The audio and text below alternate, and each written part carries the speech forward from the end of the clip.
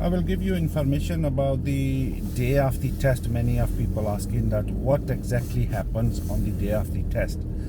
And many of you, I come across that they don't know what happens on the day of the test. So actually, you will drive down to your test time into the test center. You will wait into the waiting area. The examiner will come out, call your name. You have to get your driving license ready. Don't ever forget your provisional driving license on the day. You need nothing else apart from your driving card. So they will look at the driving license, they will talk you through, and then they take you outside and they make you read the number plates from 20 meter distance. And if you can read the number plates, then they'll make you, ask you where is your car. You will head towards the car. While you're heading towards your car, they will ask you one of the tell me question, that how would you know your power steering working up, how would you know brake, and how would you know the head restraint, how to correct them. So like this, so you can Google them. So then they will ask you, go sit in the car, wait for us to come down. They will check around, they will have a look at the car tires and things like that. They will come inside, and then they'll do other paperwork regarding the badge and all that. But in the meantime, you don't need to get yourself ready. Many of you just get ready and put seatbelt on and leave you no time. Once they say to you, get yourself ready and move off. So they'll put the tom-tom on and they'll ask you that the test will last around 35-40 minutes. Or first they will ask you, do you want me to explain the test for you? And most of the time people say no, but you should say yes. That's their time killing their time. So they'll ask you, okay, they'll explain the test. The test will, I'll ask you to do one of the maneuver, keep following road ahead unless sign says otherwise. I tell you go left and right. I'll give you plenty of time. If you're not sure, please ask. So this is very important that you hear this, and then they'll say, I'll ask you for one of the maneuver. I may ask you for emergency stop. So then they'll say to you, okay, once you're ready, if you have any question, you can ask them. In the meantime, you get yourself breather and get that nerves calms down. And then they ask you, okay, drive on when you're ready, move off when you're ready. So throughout the drive, then they'll either put the tom-tom on to start with. And these days they put like tom-tom for 20 minutes, but the rumors came up and that the test will last 40 minutes, but it's a full-time tom-tom driving and all that. But most of the examiner, they put you tom-tom for that 20 minutes, and then sometime before, sometime with that 20 minutes, they'll ask you that, okay, you follow my instruction now. And that's kind of independent driving as well. If they tell you follow this side, follow that side. So in the meantime, they'll ask you to stop a few places, about 3 times. They're checking your move off, safety and control of the car. Now once they ask you to do this, at one point they'll make you stop very close to the car in front, and they say keep going close to the car, leaving you enough gap to move off. This is where they check in your angle move off, so that when you are about to move off, your view is blocked from the oncoming car, and you check in your blind spot at that time over your right shoulder, and also you giving way to the oncoming cars as well. Many people fail on that. Be careful on that. So then they just keep you going, and throughout the drive they'll keep checking your mirror signal position routine and the speed signs and all that many of you people miss at the junction observation and the speed signs. And then they will take you through the countryside and dual carriageway and single carriageway and a few of the signs. Then they take you down into the lower speed again, 20, 30, to see, are you reading the signs, are you watching the signs? And then they check your meeting situation, that when you're going through narrow roads, are you giving way, are you shaving vehicle too closely, like this. Now if you drive too closely, if you have less space, you drive a bit slower, and these are the things they will be checking throughout. So meeting vehicle, oncoming, crossing the path, when you turn right, are you cutting the corners, or are you rushing to proceed and oncoming cars is coming. So they'll be checking. So throughout the drive, the examiner, many of the people say they don't talk, and I want to talk to them to keep you this. Better is just mind your business. That's why they're not talking to the learner as well too much. maximum question they'll ask you, or what do you do for your living, or what should you have been doing if you're not in the test today. But this is the few questions. And if you have a confidence on the drive that you're doing, and you can read the signs ahead of you, and then you can talk to them. But talking will make you no pass. While you're talking, you might distract yourself, and then main thing is that you focus on there and keep the ears towards the examiner. But the main thing is keep focusing on the road, so you can see the signs, the road markings. You may be talking to them very nicely, and they're laughing and chatting, because end of the day they're doing their job. They have nothing to worry about it. End of the day, you pass and fail. If you pass, they'll give you happily license, the certificate, and if you fail, they'll just tell you, oh, I'm sorry, you failed on this one. Do you want me to explain why? Do you know what I mean? And so throughout that drive, about 30 minutes, 25, 26 minutes, them and they will start. They've got the route. They've got one side of the road to start, and they will be started bringing you back. In between, they will be asking you to do one of the maneuver, pull up right, parallel park, drive forward into a bay, or reverse back into a bay.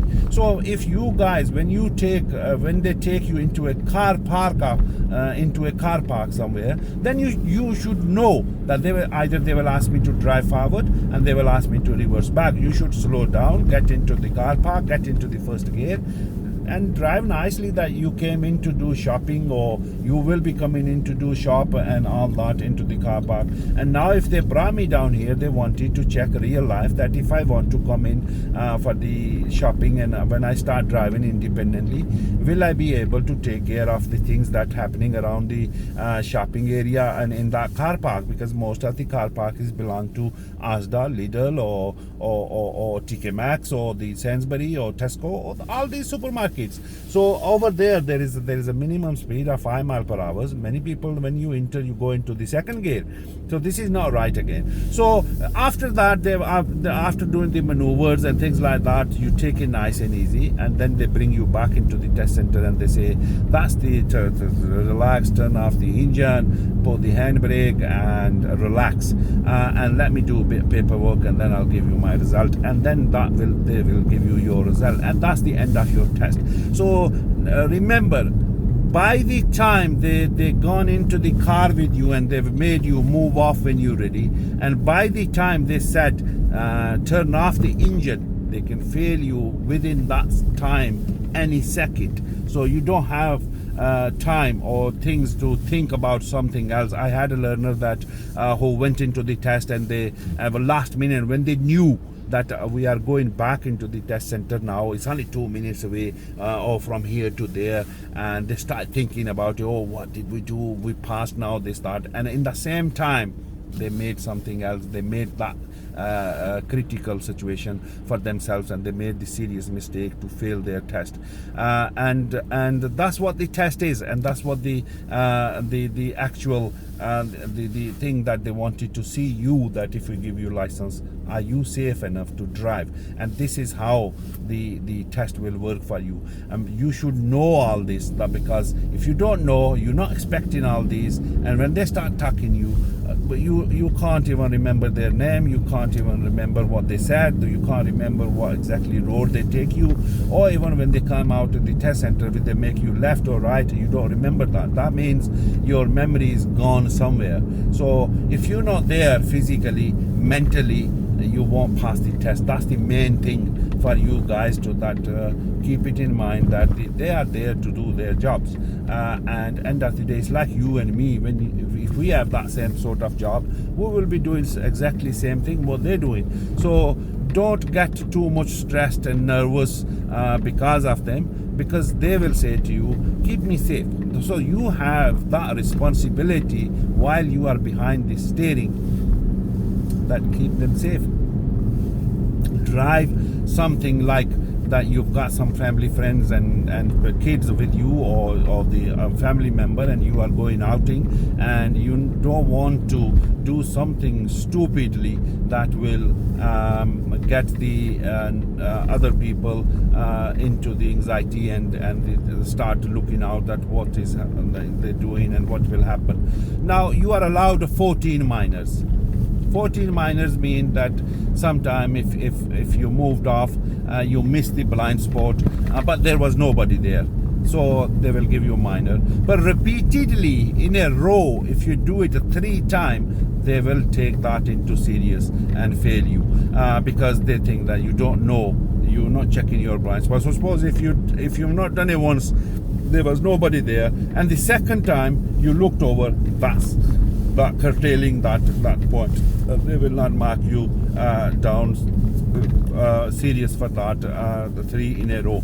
And then again, with all the sheets, that works same in a pattern, that if you continuously do the one mistake, and that one mistake again, it depends on the circumstances. That's why you cannot challenge the examiner's decision. You can challenge, you can take them to private court, but end of the day, even if you win the case, what you will get is a new test date. That's it.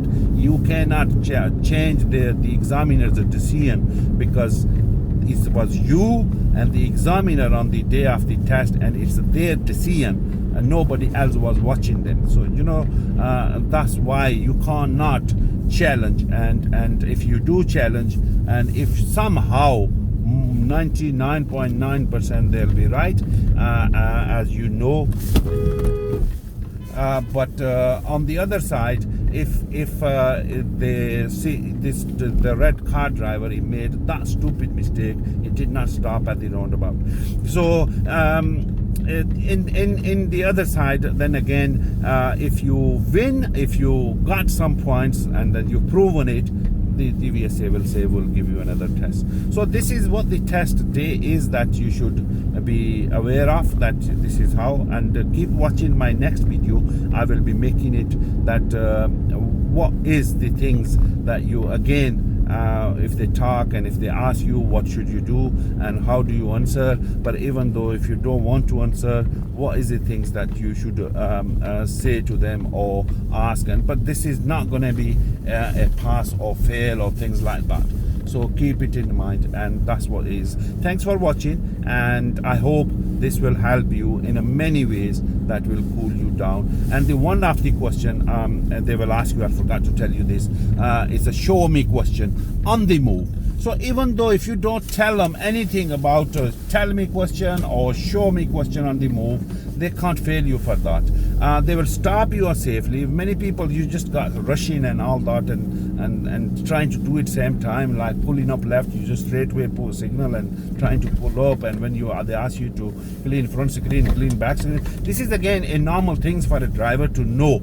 That's why I'm making the videos on the other side, that you people don't have a full control on the car, because you never get into the real life of the car, that to understand what things I need to use. I'm a responsible driver behind the steering, whether provisional license or whether full license, or a matter of life, so that I need to have that because of the things that I need to do, that in a real life, if I get into the my screen is misty or something happens, I can do it, so I can keep myself and my passengers safe. Hope that helps, and thanks for